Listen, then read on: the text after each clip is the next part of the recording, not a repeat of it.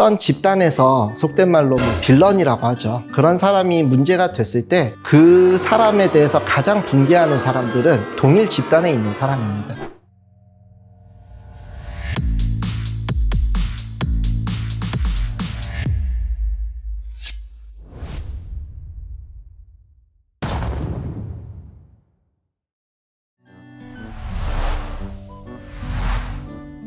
가장 궁금하신 거는 그걸 것 같아요. 뭐냐면 우리 환자분들이 과잉진료를 안 받으려면 어떻게 해야 될 것이냐. 첫 번째는 우리 환자분께서 원하시는 바가 어느 정도까지의 치료인지에 대해서 의사랑 상담하는 과정에서 명확하게 말씀을 해주시면은 거기에 대해서 이제 의사 선생님도 최대한 반영을 해서 치료를 할 수가 있을 것 같거든요. 그래서 환자분께서 정확하게 원하는 바, 치료하려는 범위 등을 말씀을 해주시면 좋을 것 같고요. 치과마다 다양한 진단을 받을 수가 있잖아요. 심지어 저희 치과에는 저 말고 이제 같이 진료하시는 원장님이 몇 분 계시는데 같은 치과에 근무하는 선생님끼리도 같은 진단이 안 나오거든요. 그래서 몇 개의 치과를 좀 돌아보면서 이제 나한테 정말 잘 맞는 치과가 어딘지를 찾아보시는 것도 저는 나쁘게 생각하지 않습니다. 우리 표준 분포 곡선 있잖아요. 여기에서 너무 떨어진 데는 이제 제외시켜도 되지 않을까. 아무래도 일반론적인 데가 아니면은 제외하시면은 그래도 우리 환자분들이 조금 더 믿음을 가지고서 치료를 받지 않을까 싶습니다. 합니다.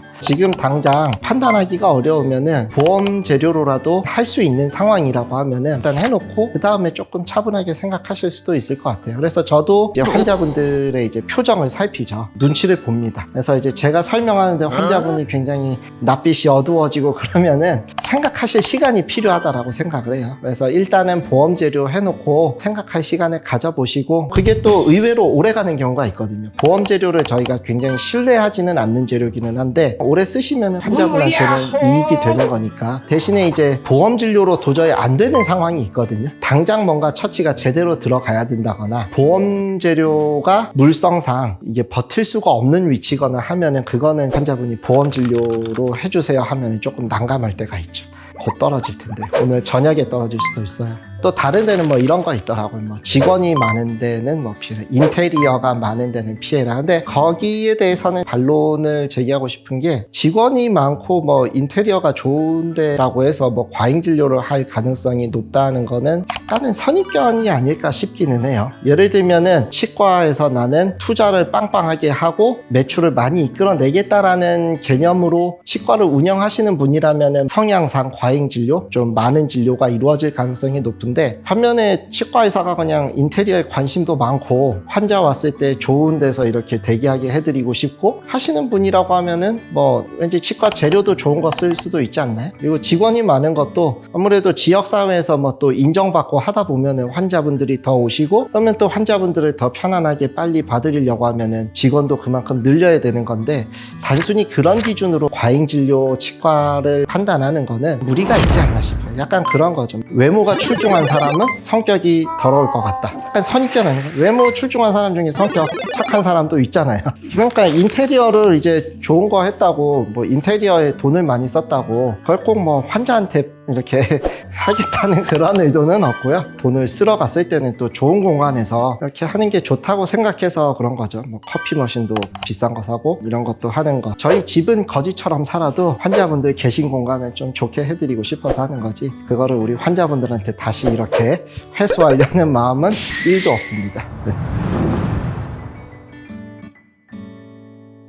저희가 이제 진단을 내림에 있어서요, 치아의 상태도 있지만 주변 환경도 좀 살피게 되는 게 맞거든요. 주변 치아들이 예를 들면 많이 깨져 있고 마모도가 심하면 이 환자분은 추후에 내가 치료하는 치아도 깨질 가능성이 높다라고 판단을 하고 진단을 내릴 때 참고로 쓰거든요. 첫째로는 이제 구강 위생이 안 좋으신 분들은 아무래도 잇몸 치료를 관리를 열심히 해드려도 안 좋아지는 어떤 추세가 빠를 거다라는 거를 염두에 두고서 저희가 생각을 하게 됩니다. 그리고 이제 연구치 곳곳에 이제 보철 치료가 많다거나 상실된 치아가 많다, 좀 치료를 적극적으로 권하게 드리는 편이죠. 진짜 무서운 분들이 이제 저는 치과 처음 왔어요 이런 분들은 이제 조금 긴장하면서 보거든요. 그런 분들은 이제 둘 중에 하나예요. 이제 타고난 치아가 진짜 좋으셔서 안 와도 되시는 분들이 있고, 너무 인내심이 좋으셔가지고 진짜 너무 안 좋을 때까지 버티시다 오시는 분들이 있거든요. 그런 분들은 치료를 익숙치는 않겠지만 적극적으로 하셔야 될 필요성은 있습니다. 제가 어쨌든 여기서 말씀드리는 거는 우리 환자분들께서 치과를 오시면서 과잉진료에 대해서 너무 걱정하시면서 의심하면서 불안해하시면서 오시지 않으셨으면 합니다. 사실 저희들 입장에서는 힘든 부분이 있죠. 제가 생각했을 때는 적정한 진료라고 생각을 해서 환자분들한테 설명을 드리고 싶은데 환자분 입장에서는 이거를 과잉진료라고 생각하시지 않을까라는 걱정을 항상 하면서 저희도 이제 환자분이랑 대화에 임하게 되는 것 같아요.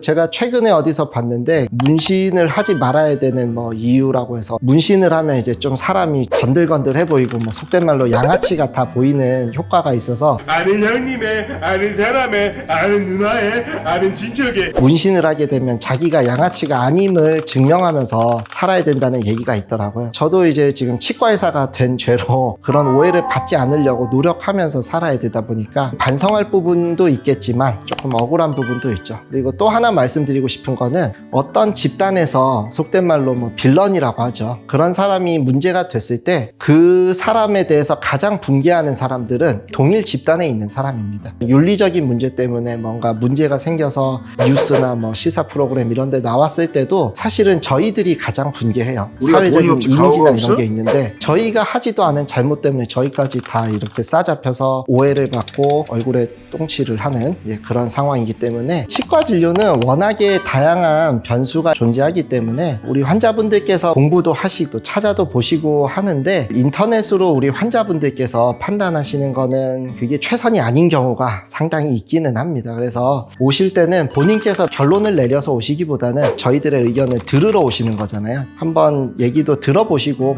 그래도 본인이 생각해서 그 길이 맞다라고 생각하시면 환자분한테 해가 되지 않으면 그렇게 치료를 해드리기는 하거든요. 하지만 치과에 오실 때는 조금은 열린 마음으로 오시는 게 좋지 않을까 생각을 합니다. 우리 환자분들께서 한 10가지 정보를 가지고 하시면은요, 저희는 수백 가지의 근거를 가지고서 한다고 생각해 주셔도 될 것 같아요. 만약에 본인께서 이렇게 하다가 정말로 걱정스러운 상황이 있다라고 하면은 댓글 달아주시면은 제가 어쨌든 이거는 공언했으니까 확인되는 대로 짬날 때 댓글이라도 달아드리도록 약속을 드리겠습니다.